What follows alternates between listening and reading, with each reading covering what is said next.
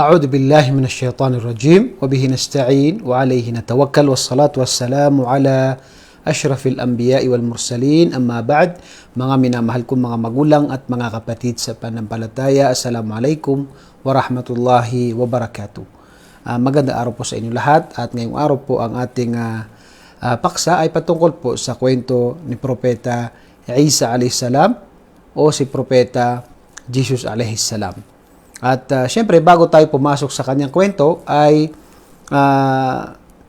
kailangan na malaman din natin ang kwento ni Propeta Isa alaihissalam, kung paano siya pinanganak at ang kanyang nanay na si Maryam.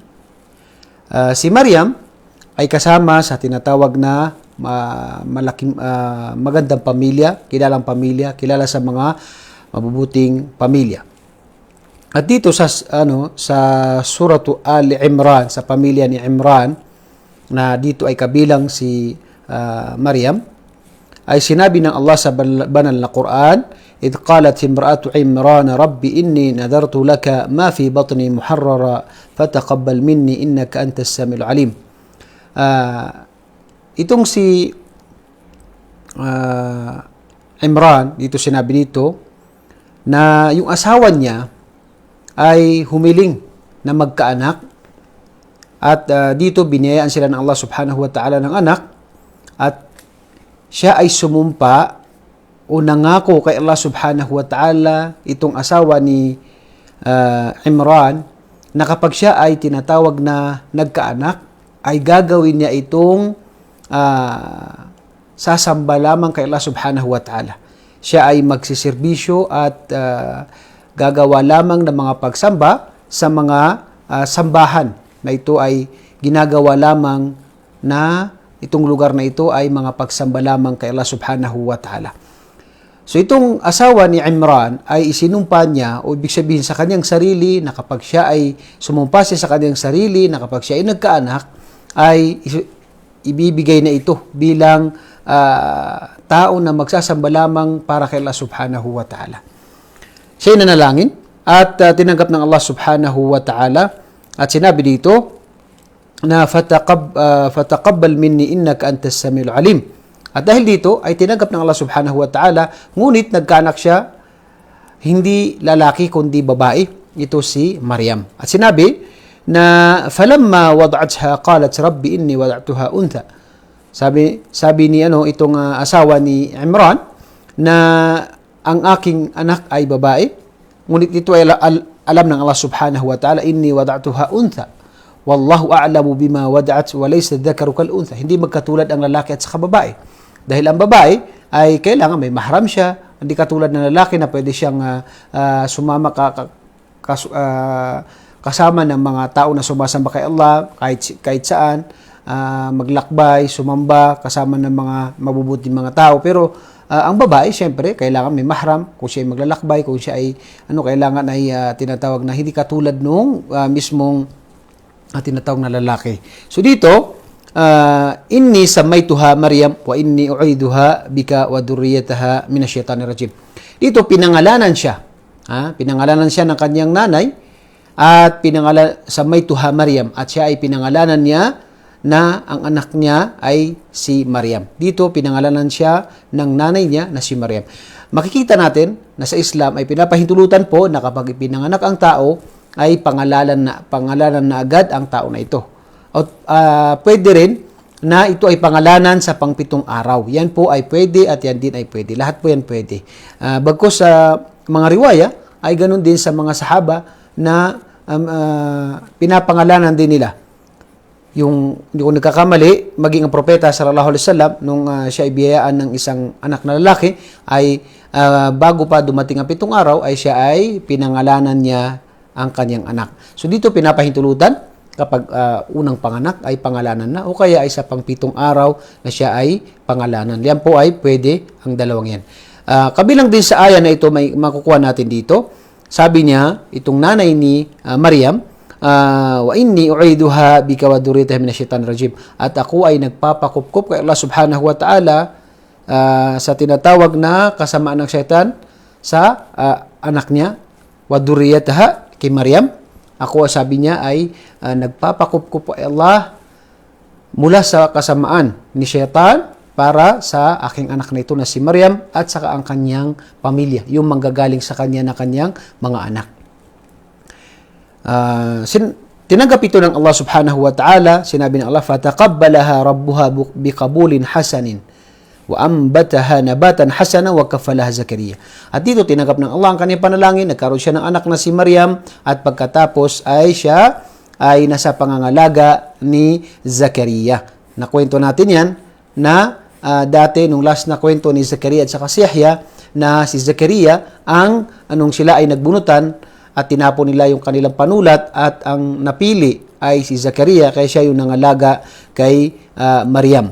At dahil dito, nabanggit ng ating mga ulama ay maaring ang tatay ni Maryam ay maagang namatay kaya ang nagunahan yung mga mabubuting tao dahil sa kanilang pagmamahal sa tatay ni Maryam dahil siya ay mabuting tao kaya siya ay tinatawag na gusto nila na pangalagaan nila ang anak ng mabuting tao na ito na si Maryam. So dahil dito si Zakaria, dahil isang mabuting tao, isang propeta, ang binigyan ng Allah subhanahu wa ta'ala ng pagkakataon upang mapangalagaan at tinatawag na gastusan itong anak ni Imran na si Maryam. So dito, pinakadiretso niya, siya ay pinangalagaan ni Zakaria at dahil dito,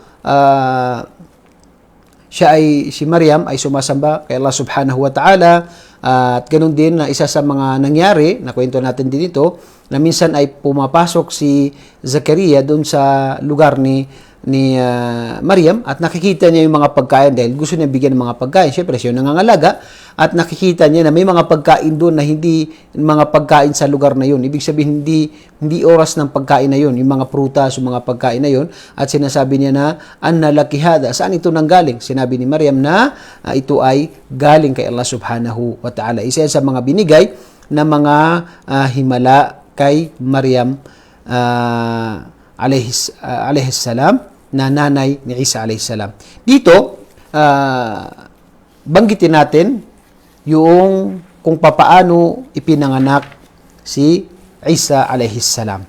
Sinabi ng Allah sa Banal Quran, وَإِذْ قَالَتِ الْمَلَائِكَةُ يَا مَرْيَمُ إِنَّ اللَّهَ يُبَشِّرُكِ بِكَلِمَةٍ مِّنْهُ اسْمُهُ الْمَسِيحُ عِيسَى بْنِ مَرْيَمَ وَجِيهًا فِي الدُّنْيَا وَالْآخِرَةِ وَمِنَ الْمُقَرَّبِينَ وَيُكَلِّمُ النَّاسَ فِي الْمَهْدِ. Dito, noong si Maryam ay habang siya ay lumaki na si Maryam, ay sinabi sa kanya, may dumating sa kanya ng anghel at kanyang sinabi kay Maryam na yung anghel na ito, Ya Maryamu inna Allah yubashshiruki bi kalimatin minhu ismuhul Masihu Isa ibn Maryam wajihan fid dunya wal akhirat wa minal muqarrabin.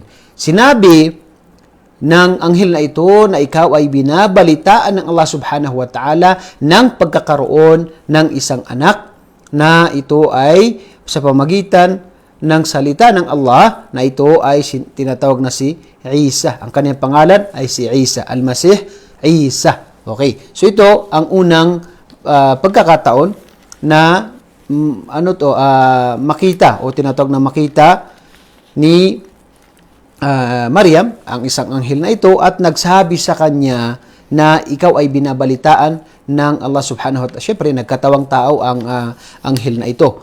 Ngunit sinabi ni Maryam na siya ay siyempre nabigla na sinabi na yung sinabi niya na anna yakunu li gulam. Paano ako magkakaroon ng isang anak na wala namang gumalaw sa akin? Wala naman siyang asawa. At dahil dito, ay sinabi sa kanya ng Allah subhanahu wa ta'ala na kaya niya ang lahat ng kanyang anumang gustuhin. Kaya ng Allah subhanahu wa ta'ala, sinabi dito, إِذَا قَضَى أَمْرًا فَإِنَّمَا يَقُولُ لَهُ كُنْ فَيَكُونُ. Sinabi ni Isa, sinabi ni Maryam, أَنَّا يَكُونُ لِي وَلَدٌ وَلَمْ يَمْسَسْنِي بَشَرٌ. Paano ako magkakaroon, sinabi ni Maryam, ng anak na wala namang nakahawak sa akin, wala siyang asawa at walang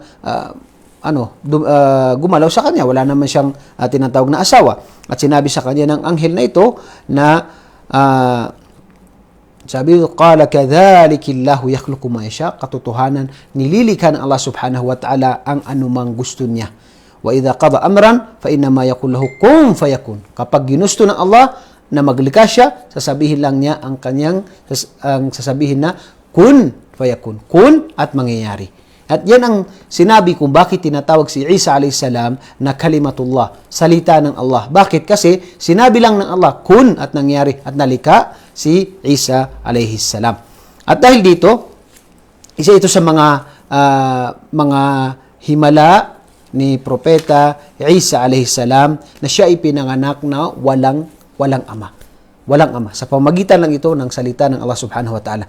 Ngunit ito ay himala at hindi ito ibig sabihin ay siya ay Panginoon o siya ay dapat sambahin. Bagkus ito ay kakayahan ng Allah subhanahu wa ta'ala. Si Adam alayhis salam ay nilikha kasi ang mga tao ay apat na klase. Okay, apat na klase. Si Adam alayhis salam, ang tatay natin na si Adam alayhis salam ay nilikha mula sa lupa at siya ay diretso na naging mama. Hindi siya dumaan sa pagkabata. Siya ay diretso na naging mama, naging lalaki. At si Eva ay nilikha mula sa tadyang ni si Eva, ang nanay natin na si Hawa, ay nilikha mula sa tadyang ng tatay natin na si Adam alayhis salam. So si Adam ay mula sa lupa, diretso lalaki.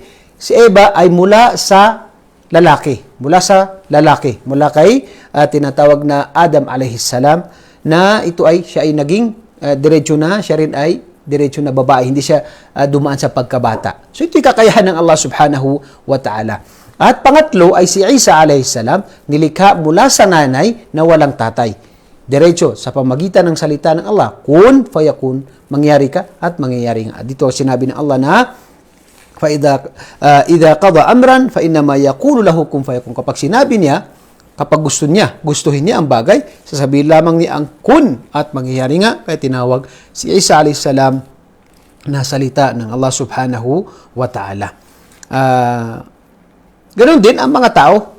Tayo, na mga tao, na normal na mga tao, mayroong nanay, mayroong tatay. Pinanggalingan natin ay mula sa tubig ng nanay at tatay at tayo ay nabuo. Yan ay kakayahan ng Allah subhanahu wa ta'ala. Hindi ito dahilan na sasambahin mo ang isang tao, o si Jesus, o si Adam, o si Hawa, dahil sila ay nilikha na himala. Hindi, dahilan ito na dapat ay maniwala ang tao na mayroong iisang tagapaglikha na dapat sambahin, na siya ang lumikha sa lahat ng bagay na ito. Okay. Ngayon, basahin natin itong mga binigay na mga himala. Binigay. Siyempre, bago natin banggitin yung, kasi kasama ito sa isang aya, si Maryam, nung siya ay nagbuntis, siyempre, nagtanong din, maliban maging ang kaniyang mga malapit na kamag-anak. Sabi niya, paano ka magkakaroon ng anak na wala ka namang asawa? Maging yung kaniyang mga malapit na kamag-anak ay sila ay tinatawag na nagkaroon ng pag-aalilangan kung bakit ito nangyari. Ngunit sabi sa kanila ni Maryam ay ito ay kakayahan ng Allah. Kapag ginusto niya ang isang bagay tulad ng pagkalika kay Adam, pagkalika kay Eva, sa lahat ng gustuhin ng Allah subhanahu wa ta'ala ay mangyayari. So dito, umalis sa mga tao si Maryam para dahil sa pagsubok na ito. Napakalaki pagsubok ito dahil siya ay pinagbintangan na masamang babae. Dahil paano siya nabuntis? Walang naniniwala na siya ay tinatawag na ito ay himala mula kay Allah subhanahu wa ta'ala. So napakalaking pagsubok ito sa kanya. Ngunit, nung siya ay umalis na, siya ay pinangarap din niya o kanyang minithi din o kanyang sinabi sa kanyang sarili na, Ya Allah, na sana ay mamatay na lang ako. At mawala na yung makalimutan na ang aking pangalan. Dahil sa pagsubok, subhanallah. Pagsubok na dumating sa kanya. Subhanallah. Napakatindi. Kasi syempre, ang mga tao, maging ang kanyang mga malapit na kamag-anak, sila ay nagtataka kung bakit nabuntis itong si Maria na isang mabuting tao. Sinabi nga ng mga ibang mga tao na, O Maryam, paano mabuting tao naman ang mga pamilya mo? Bakit ikaw ay tinatawag na nangyari sa iyo ang bagay na yan? So si Maryam ay napakahirap itong mga pagsubok sa kanya kaya siya ay umalis at nasabi niya sa kanyang sarili na sana ay mamatay na lang ako, makalimutan na lang yung aking pangalan dahil sa pagsubok na ito, subhanallah. Kabilang sa mapupulot natin na aral, syempre kapag may pagsubok ang tao, pwede bang manalangin siya na siya ay mamatay? Hindi ito pinapahintulutan maliban lamang kung hindi na kaya ng tao ang mga pagsubok sa kanya. At ang sasabihin niya dapat ay kung makakabuti sa akin ang kamatayan, ay Allah ay mas mainam na kunin mo na ang aking buhay. Ito'y may fitna ang tao. Mayroong fitna sa buhay ng isang tao ay ang kanyang panalangin. Hindi niya pwedeng sabihin, hindi siya, lalo na yung magpakamatay, hindi haram sa Islam, lalo na yung manalangin kay Allah, patay, sana mamatay na lang ako.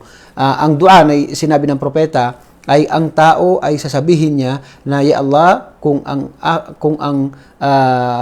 kamatayan ang makakabuti sa akin dahil sa fitnang ito ay mas mainam na mamatay na lang ako. Kung ako naman ang makakabuti sa akin ay mabuhay pa ako, ay padaliin mo sa akin ang tinatawag na mga pagsubok na ito. Okay. Dahil dito, isa sa mga himala na dumating sa kanya, syempre, yung tinatawag na mayroong isang ditch at sinabi dito na hawakan mo lang yung ditch na ito at mahuhulog yung mga bunga ng ditch na ito. Isa ito sa mga himala din na binigay sa kanya ng Allah subhanahu wa ta'ala pagkatapos ay siya ay nanganak si Maryam. At isa ito sa mga himala, nanganak na si Maryam, ay isa ito sa mga himala, itong babasahin natin. Kabilang sa mga dakilang himala ni Propeta Isa alayhisalam. Basahin natin yung aya. Sinabi dito, وَيُكَلِّمُ النَّاسَ فِي الْمَهْدِ وَكَهْلًا وَمِنَ الصَّالِحِينَ. At kakausapin niya ang mga tao nung siya ay maliit pa lang. So isa ito sa himala ni Propeta Isa alayhisalam. Nung ipinanganak siya ni Maryam, ay ang sinabi sa kanina ng Allah, kapag may magtatanong sa iyo, ay ituro mo lang ang bata. Ituro mo lang ang bata. Huwag ka na magsasalita. Yan ang turo sa kanina ng Allah. Kaya kapag may magtatanong sa kanya, ay ituturo niya ang bata. At dahil dito, isa ito sinabi ng mga tao, bakit itinuturo mo sa amin ang batang yan? Subhanallah. At dito, tinulungan siya ng Allah subhanahu wa ta'ala. Nagsalita ang bata na si Isa alayhisalam at sinabi niya na inni abdullah, ako ay alipin ng Allah, wa atani alkitaba wa ja'alani nabiyya, at sinabi niya na binigyan niya ako ng kasulatan na ito ang Injil at ako ay ginawa niya na isang propeta. So dito ay pinagtanggol niya ang kanyang nanay. Siya ay nagsalita nung siya ay sanggol na sinabi niya na para mawala yung ng mga tao na sinabi niya na inni abdullah, ako ay alipin ng Allah, nilikha ng Allah, wa atani alkitab, binigay sa akin ang kasulatan na Injil, wa ja'alani nabiyya, at ginawa ako na isang propeta. Yan ay isa sa mga himala, pinakaunang himala ni Jesus alayhisalam. Nung siya ay maliit pa lang ay nagsalita siya at kanyang ipinagtanggol. Sinabi niya na siya ay tao na nilikha ng Allah at siya ay binigyan ng Injil at siya ay propeta na ginawa o nilikha ng Allah at ginawa niyang propeta. Pinili niya na propeta. Yan ay unang himala ni Jesus alayhisalam. Pangalawa ay nabanggit din sa banal na Quran, inni akhluqu lakum min at-tini ka hay'ati at-tayri fa anfukhu fihi fayakunu tayran bi idnillah. Gagawa ako, sabi niya, mula sa lupa na ito ay kawangis ng ibon at pagkatapos ay ihipang ko at ito ay magiging ibon. So pangalawang himala ito ni Jesus o si Isa alayhisalam na sinabi nito na fayakunu tayran bi idnillah. At siya ay itong galing sa putik na ito na ginawa niyang kamukha ng tinatawag na ibon at ihipan niya at ito ay nagiging ibon. Ito ay sabi niya ay magiging ibon ito biidhnillah, sa pamamagitan ng kapangyarihan ng Allah. Dahil si Isa alayhisalam, katulad ng mga naunang mga propeta, wala silang kakayahan maliban sa tulong sa kanila ng Allah subhanahu wa ta'ala. Dito, kabilang pangalawa ito, pangatlong himala ni Jesus alayhisalam, si Isa alayhisalam, wa ubrihul akmaha wal abrasa. Okay, dito ay pinapagaling niya ang mga bulag at ganun din ang may ketong. Ang may ketong ay walang gamot, ang bulag ay walang gamot. Pero dito sa pamamagitan ng tulong ng Allah subhanahu wa ta'ala sa kanya, wa ubrihul akmaha wal abras. Nagpapagaling siya ng tinatawag ng mga bulag. Dahil pag hahawakan lang niya, nakakakita na. At saka yung may ketong, walang gamot, kahawakan lang niya. At ito ay tinatawag na gagaling na sa pamamagitan ng kakayahan ng Allah subhanahu wa ta'ala. Ganito rin ang pang-apat na kanyang tinatawag na himala, ang kanyang sinabi dito na wa uhil mauta biidnillah, at bumubuhay siya ng patay. Allahu Akbar. Bumubuhay siya ng patay, pero sinabi ito biidnillah, sa pamamagitan ng kapangyarihan ng Allah subhanahu wa ta'ala, sa pamamagitan ng pahintulot ng Allah subhanahu wa ta'ala.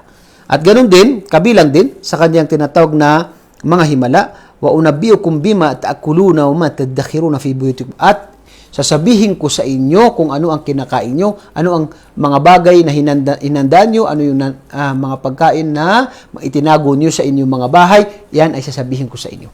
Yan ay binigay sa kanya. Kabilang yan sa mga ibinigay sa kanya ng Allah subhanahu wa ta'ala na mga himala. Siya ay nagsalita nung sanggol siya ay yung tinatawag na lumilikha siya ng kawangis ng ibon, na tinatawag na mula sa putik, at ihipan niya at nagiging ibon. At ganun din, nagpagaling siya ng bulag, nakakakita. Nagpagaling siya na may kitong, isang hawak lang niya, ay tinatawag na gumagaling na. At yung bumubuhay siya ng patay. Pero tandaan natin ang sinabi dito, na biidnillah, sa pamagitan ng kapahintulutan at kapangyarihan ng Allah subhanahu wa ta'ala. Katulad ng naunang mga propeta, si Propeta Musa alayhisalam, ang kanyang tungkod naging napakalaking ahas, at yung kanyang tungkod ay kanyang ipinalo sa dagat, na hati ang dagat. Katulad ni Propeta Ibrahim alayhisalam, tinatawag na itinapon siya sa apoy, hindi siya nasunog. At iba pang mga propeta, lahat ng mga propeta, si Propeta Daud alayhisalam, nagiging malambot sa kanya ang bakal. Propeta Sulaiman alayhisalam, naiintindihan niya ang salita ng mga ibon at iba pang mga hayo. At binigay sa kanya na nakakayahan ay yung hangin. Kaya niyang papuntahin kahit saan. Yan ay mga himala na ibinibigay ng Allah subhanahu wa ta'ala sa lahat ng mga tao, na sino mang gustuhin niya ng mga tao, lalo na sa mga propeta, upang paniwalaan ng mga tao na sila ay totoong propeta na nanggaling kay Allah subhanahu wa ta'ala. Okay. Dito,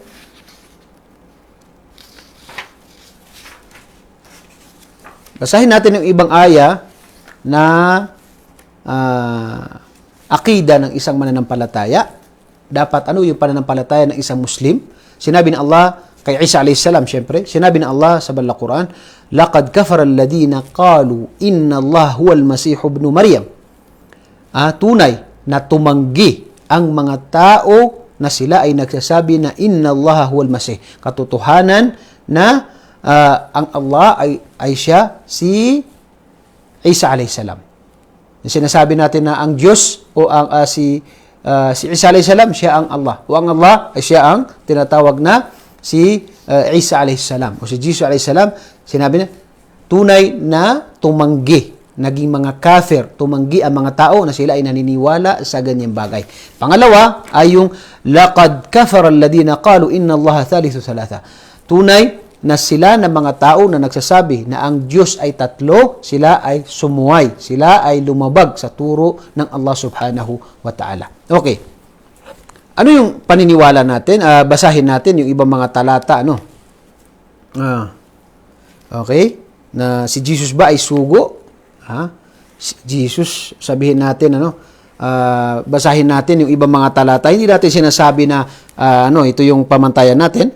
Pero at least mayroong mga talata, kasi ang paniniwala sa Biblia, yung sumasang-ayon sa Quran ay pwede natin paniwalaan. Halimbawa, ang Diyos ay iisa. Mayroong mga nababanggit sa Biblia na ito ay ang Diyos ay isa. Pero kaya lang ito ay napakialaman, kaya mayroon ka makikita na ang Diyos ay tatlo, at iba pang mga paliwanag, di ba?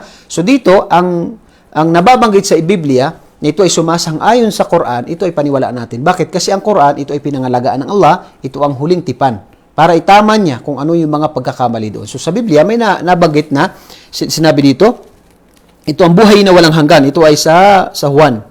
Ito ang buhay na walang hanggan, ang kilalanin kanila, ang iisa at tunay na Diyos. At si Isa, o si Jesus, na iyong isinugo. Ito ay sa John o Juan. Okay, dito makikita natin, napakalino na sinabi dito na kung gusto mo ng buhay na walang hanggan, kung gusto mo ng paraiso, ay paniwalaan mo ang Diyos na iisa. Sino? Ang Allah subhanahu wa ta'ala. At kilalanin mo at si Jesus, si Isa alayhi salam, ay na iyong isinugo. Ibig sabihin ay sugo si Jesus alayhi salam. Sino nagsabi niya? Si Isa alayhi salam. So yan ay mga patunay lamang na ang dalang mensahe ni Jesus alayhi salam ay ang Islam, ang pagsamba sa nag-iisang tagapaglikha. At siya ay isang sugo na sinugo ng Allah subhanahu wa ta'ala. Kabilang din na mga katibayan na pwede nating sabihin para at least meron tayong sa John 20 din. Sabi dito, huwag mo akong hawakan sapagkat hindi pa ako napupunta sa Ama. Okay. Sa halip pumunta ka sa aking kapatid, sabihin mo, naakyat ako sa aking ama, na inyong ama. Ama na inyong ama. Aking ama na inyong ama. Sa aking Diyos na inyong Diyos. So, ibig sabihin dito, ang sinasabi na ama ng mga tao ay ama rin ni Jesus, ama ng mga tao. Ibig sabihin, kasi in term na ginagamit dito yung ama ay yung Diyos. So, dito, pinaliwanag niya, aking Diyos at inyong Diyos. So, si Jesus alayhisalam, siya ay sinasabi niya na Diyos niya ang nag-iisang tagapaglikha at inyong Diyos din na siya ay tinatawag na ang Allah subhanahu wa ta'ala. Yan ang mga katibayan na maaaring pwede pagbasihan natin sa mga tao na gusto niyang makarinig ng mga ibang mga talata na nagpapatunay. Kasi ang problema kasi sa Biblia, syempre, napakialaman siya. So, maraming mga bagay na pagkakasalungat. Okay. Yan ang akida ng Muslim kay Jesus alayhi salam. Una-una siya ay tinatawag na hindi siya anak ng Diyos, bagkus siya ay anak ni Maria. Kaya nga nabanggit sa Biblia na si Maria ay magdadalang tao. Sino yun? Si Jesus alayhi salam. So siya ay hindi anak ng Diyos. Bagkus lahat ng ang term na anak sa Biblia ay marami. Tulad ng si David ay panganay ng Diyos. Mabuting tao ay anak ng Diyos. So ang anak ng Diyos ay ginagamit din na term na sa mga mabubuting mga tao. Okay. Ganun din na sa Islam ay hindi rin pwede yung tatlo ang Diyos. Diyos Ama, Diyos Espiritu, Diyos Anak. So yan ay hindi pwede sa Islam, bagkus iisa lang ang Diyos, ang Allah subhanahu wa ta'ala. Hindi pwede ang tatlo ang Diyos. Wala yan sa paniniwala. Maging ang tinatawag na sa Biblia, wala kang makikita na matibay na katibayan na ganyan ang tinatawag na totoong paniniwala. Kaya sino mang naniniwala sa mga ganyan ay lumabas sila, ulabag sila, o tinatawag na tumanggi sila sa turo ng nag-iisang tagapaglikha. Ano ang mensahe ni Jesus alayhi salam? Ang mensahe ni Jesus alayhi salam ay ang tanging pagsamba lamang sa nag-iisang tagapaglikha. Sinabi ng Allah, wa idh qala Isa ibn Maryam ya bani Israil inni rasulullah ilaykum musaddiqan lima bayna yaday min at-taurati wa mubashiran bi rasuli ya'ti min ba'di ismuhu Ahmad falamma ja'ahum al-bayyinatu qalu hadha sihrun mubin. Dito sinabi, wa idh qala Isa, sinabi ni Isa alayhi salam na anak ni Maria, ya bani Israil, o angkan ni Israel. Dahil siya ay isinugo sa mga angkan ni Israel. Sinabi, inni rasulullah ilaykum, ako ay isinugo sa inyo ng Allah subhanahu wa ta'ala, musaddiqan lima bayna yadayya min at-taurati wa mubashiran. Okay, at dito musaddiqan upang patutuhanan ang tinatawag na Torah, kasi syempre magkasunod sila, ang Torah at saka Injil. So yan ay tinatawag na pinatutuhanan niya ang Torah dahil isa lang ang laman ng mga kasulatan ng nagmula kay Allah subhanahu wa ta'ala. Ito ang pagsamba sa nag-isang tagapaglikha, mabuting pag-ugali, pagiging makatarungan.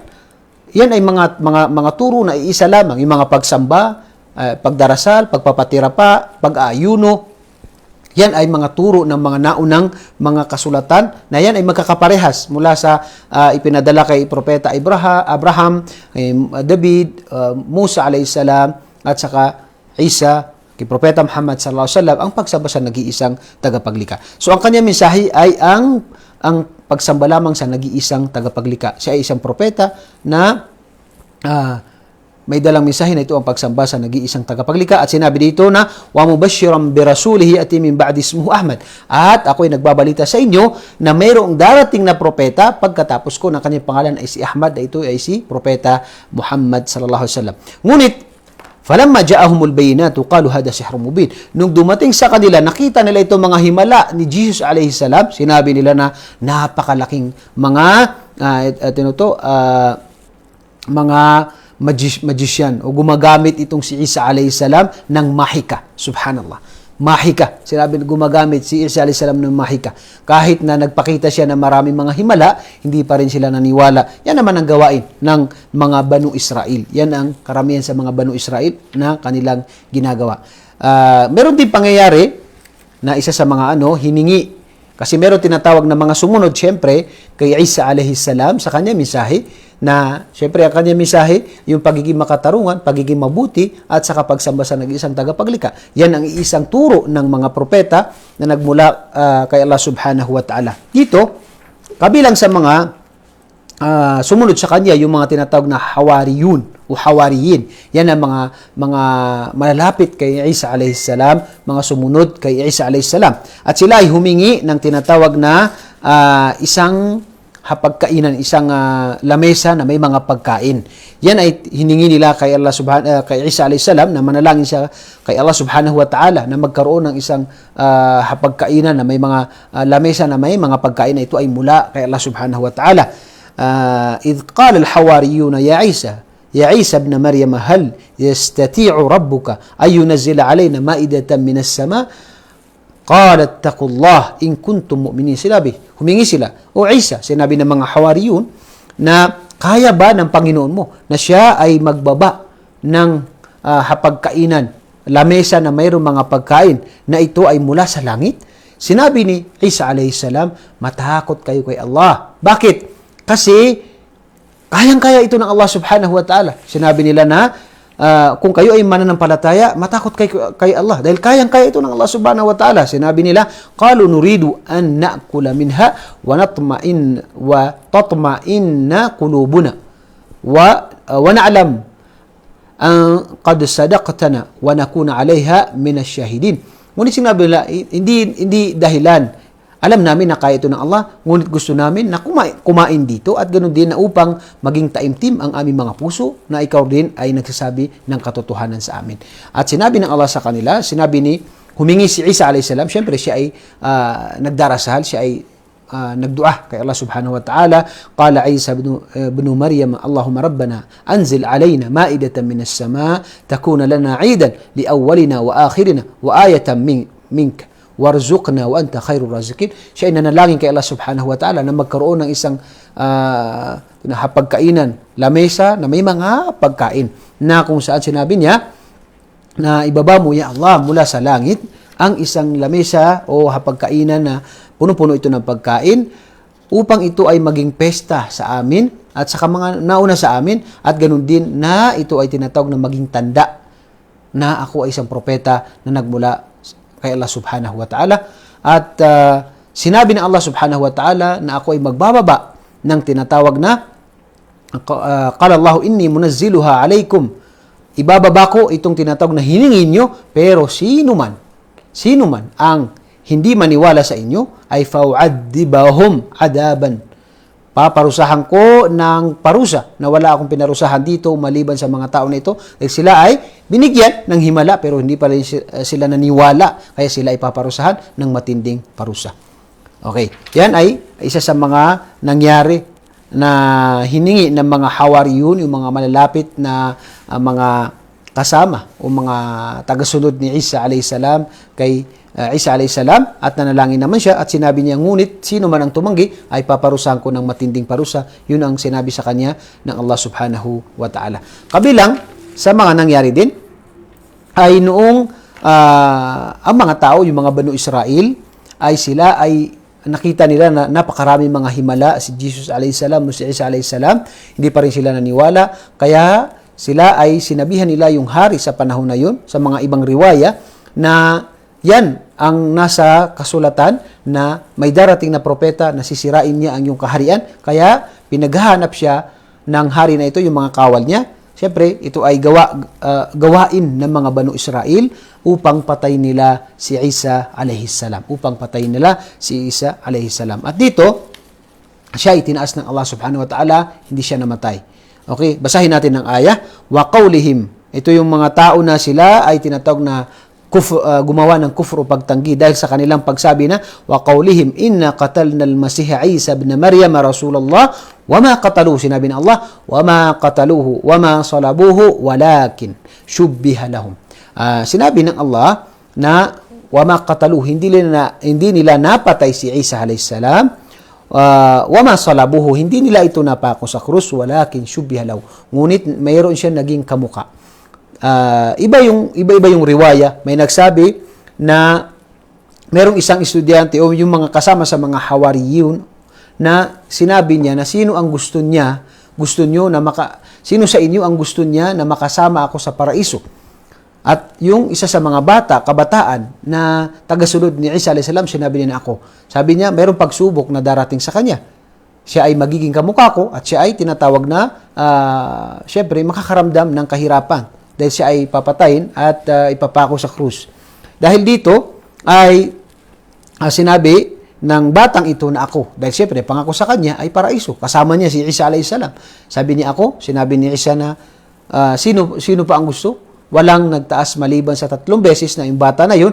At sa ibang riwaya, yun ang naging kamukha ni Isa alayhis salam. Sa ibang riwaya naman, yung pinuno ng mga naganap sa kanya, yun ang tinatawag na naging kamukha ni Isa alayhis salam. Sa pangatlong riwaya, may nagsabi na yung isa sa mga nagtraidor kay Isa alayhis salam, yun ang naging kamukha at yun ang naging nila. Pero ang sabi dito, walakin syubbiha lahu, may naging kamukha si Jesus alayhis salam, yun ang kanilang nakuha at hindi si Isa alayhis salam. Yan ay tinatawag na ito ay sinabi sa banal na Quran, wa ma qataluhu wa ma salabuhu walakin syubbiha lahu. Yan ang paniniwala ng banal na Quran na tinatawag na si Jesus alayhis salam hindi napatay. Sinabi pa sa banal na Quran, wa idh qala ya Isa inni mutawaffika wa rafi'uka ilayya. Sinabi ng Allah, katotohanan na sinabi ng Allah kay Isa alayhis salam na ikaw ay aking patutulugin. Sa ibang riwaya, patutulugin. At pagkatapos ay ikaw ay tataas ko. Hindi siya namatay. Si Isa alayhis salam, itataas ko sa langit kasama ko. Siya ay upang mailigtas mula sa kasamaan ng mga Banu Israel. Okay. Dito, makikita natin, maging sa ibang mga talata sa Biblia, sinasabi dito sa Hebrew, noong si Jesus ay namumuhay rito sa lupa, siya ay dumalangin, subhanallah, nanalangin si Isa alayhis salam, at lumuluhang sumasamo sa Diyos, subhanallah, matindi ang kanyang pag-iyak, sumasamo sa Diyos, na makakapagligtas sa kanya sa kamatayan. So dito malinaw na ayaw mamatay ni Jesus alayhis salam. So, taliwas sa sinasabi na si Jesus ay namatay dahil sa tinatawag na kasalanan ng mga tao. Bakit? Ayaw niya mamatay. Ayaw niya mamatay para sasabihin ng mga ito na si Jesus ay namatay para sa kasalanan ng mga tao. Hindi, kasi ayaw niya eh. Sabi niya dito, dumalangin at lumuluhang sumasamo sa Diyos, sumamo sa Diyos at na makapagliligtas sa kanya sa kamatayan. Ayaw niya mamatay. Sabi pa, at dininig siya dahil sa kanyang lubusan siyang dahil siya ay lubusan siyang nagpapakumbaba. Sa ibang mga talata, ibang Biblia ay binanggit dito dahil sa kanyang pagkatakot ay tinanggap ang kanyang panalangin na siya ay hindi mamatay. Patunay ito na hindi siya namatay. Bakit? Tinanggap ang kanyang panalangin. Dito, ano ang kanyang panalangin? Nanalangin siya dito. Sinabi niya na siya ay dumalangin at lumuluhang sumasamo o sumamo sa Diyos. So talagang matindi ang kaniyang pag-iyak sa Diyos. Siya ay tao na nanalangin kay Allah subhanahu wa ta'ala na iligtas siya mula sa kamatayan na ito. At siya ay dininig. Siya ay dininig ang kaniyang panalangin dahil siya ay may pagkatakot kay Allah subhanahu wa ta'ala. So dito, malinaw, ayaw niyang mamatay, siya ay nanalangin. Ibig sabihin, mayroong Diyos na kung siya nanalangin. At ano ang kanyang panalangin? Siya ay maligtas, siya ay dininig, dahil siya ay may pagkatakot kay Allah, kaya malinaw na hindi namatay si Jesus. Bakit? Kasi dininig ang kanyang panalangin. Kung dininig, ano ibig sabihin ng dininig? Dininig ang kanyang panalangin na hindi siya mamatay. So yan ay nabanggit yan sa Hebrew, sa Biblia, subhanallah. Na pinapatunayan ito ng banal na Quran na hindi siya ay itinaas ng Allah sa langit. Kaya nga, ito ang pinakatanda, o pangalawang malaking tanda ng araw ng paghukom ay yung pagbaba ni Jesus alayhis salam. Siya ay bababa sa Sham. Sa lugar na Siyam, siya ay bababa, dala siya ng mga anghel at pagkatapos ay mamumuhay siya ng kasama ng mga tao. Papalaganap niya ang pagsamba sa nag-iisang tagapaglikha at tinatawag na ipapalaganap sa mga tao ang yung tinatawag na pagsamba lamang sa nag-iisang tagapaglikha at yung mga tao itatanggin niya yung mga pagsamba na mga tao na sumasamba sa kanya, yung tinatawag na ganun din siya yung papatay kay Dajjal. Yan nabanggit na siya ay papatay kay Dajjal at pagkatapos mamumuhay si Jesus alayhi salam ay mga ilang taon ay pagkatapos ay siya ay mamamatay din dahil yun ang tinatawag na dapat niyang babaan din kabilang sa mga dahilan kung bakit siya bababa muli dahil kailangan siya dumaan sa kamatayan tulad ng mga normal na mga tao, siya rin ay mamamatay. Yan ang tinatawag na mga pangalawang tanda ng araw ng paghukom. So si Isa alayhi salam sa paniniwalang Islam, siya po ay dakilang propeta. Ibig sabihin, hindi ka pwedeng maging Muslim kung hindi mo paniwalaan na si Isa alayhi salam ay dakilang propeta na pinili ng Allah subhanahu wa ta'ala na kanyang ipinadala katulad ng mga propeta ng nauna sa kanya tulad ni propeta Musa alayhi salam, propeta Harun alayhi salam, si propeta David alayhi salam, katulad ni propeta Muhammad sallallahu alaihi wasallam na sila ay mga propeta na pinili ng Allah. So yan ang paniniwala sa Islam. Ganon din ang kanyang mga miracles ay nandito po yan sa Quran pero sa pamagitan ng kakayahan ng Allah. Hindi po sa kanyang sariling kakayahan. Nabanggit nga sa ibang mga talata sa Biblia na hindi niya alam ang mga pangyayari sa araw ng paghukom dahil siya ay tao lamang. Tulad ng mga tao na hindi niya alam ang ilmul ghaib, yung mga lingid na kaalaman. So yan po ang paniniwala ng Muslim. Yan ang kwento ni Propeta Isa alayhi salam na kung saan isa sa mga mapupulot natin na aral dito ay may darating na pagsubok sa tao. Sinabi ng propeta Muhammad sallallahu alaihi wasallam, asyaddu balaan al-anbiya, ang pinakamaraming pagsubok, pinakamatindi pagsubok ay mga propeta at yung mga sumunod sa kanila. Ibig sabihin, kapag ikaw ay biniyayaan ng Allah ng iman o pananampalataya, tayo ay susubukan ng Allah. Kaya narapat na anuman ang mga dumating sa atin na pagsubok, tayo ay tinatawag na magtiis dahil napakalaking gantimpala ang pagtitiis para kay Allah subhanahu wa ta'ala. Papatawarin ang ating mga kasalanan, itataas ng Allah ang ating mga antas sa paraiso at ganun din na kabilang sa mga biyaya sa atin ng Allah kapag tayo ay nagtiis sa kanyang mga biyaya, ay ito ay paalala din sa atin kapag tayo ay nagkakaroon ng tinatawag na mga pagkakamali o pagkakasala o pagkakalimot para maalala natin ang Allah subhanahu wa ta'ala. Ganun din na hindi po magtatagumpay ang kasamaan. Palaging ang mga propeta, kasama nila ang Allah. At ganoon din ang mga mabubuting tao. Sinabi ng Allah, وَمَنْ يَتَوَكَّلْ عَلَى اللَّهِ فَهُوَ حَسْبُهُ. Sino man ang magtiwala kay Allah, ng buong pagtitiwala ay sapat na sa kanya ang Allah subhanahu wa ta'ala. Yan ang tunay na paniniwala na dala ni Jesus alayhi salam na ito ang pagsamba sa nag-iisang tagapaglikha.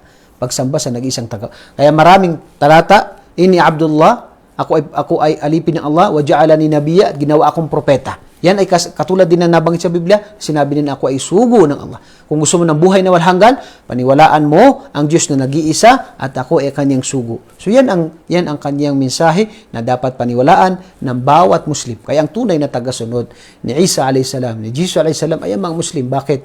Nagdarasal. Si Isa alayhi salam, siya ay bumabati ng Assalamu alaikum, peace be with you.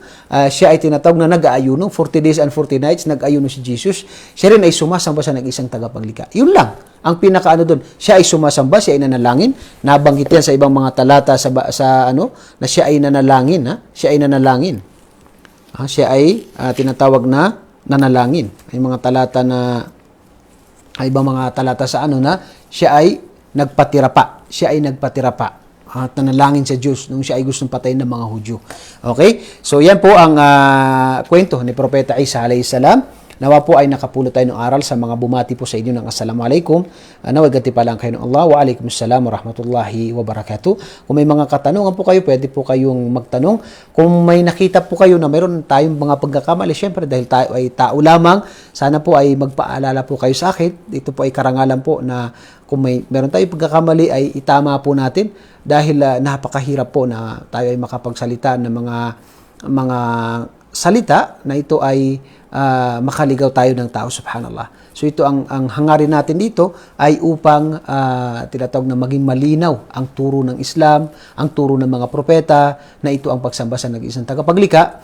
At ganoon din kung may mga pagkakamali man tayo nababanggit na alam niyo po na malinaw na ito ay may pagkakamali, ay ganoon ang sinasabi ko sa inyo na magpaalala po kayo, pwede po kayo mag-message sa akin at inshallah welcome po, at ito po ay tinatawag na karangalan po sa atin na maitama natin kung mayroon tayong pagkakamali, dahil tayo lamang po ay mga tao na nagkakamali. Sinabi ng Allah sa Quran, sinabi ng propeta sallallahu alaihi wasallam, kullu bani adam khata wa khairul khata'in at-tawwabun. Ang lahat ng anak o lahat ng anak ni Adam o yung angkan ni Adam ay nagkakamali, at ang pinakamainam sa kanila ay silang mga tao na nagbabalik lupa lagi kay Allah subhanahu wa ta'ala. Ako po muli ay nagpapasalamat sa inyo. Assalamualaikum warahmatullahi wabarakatuh.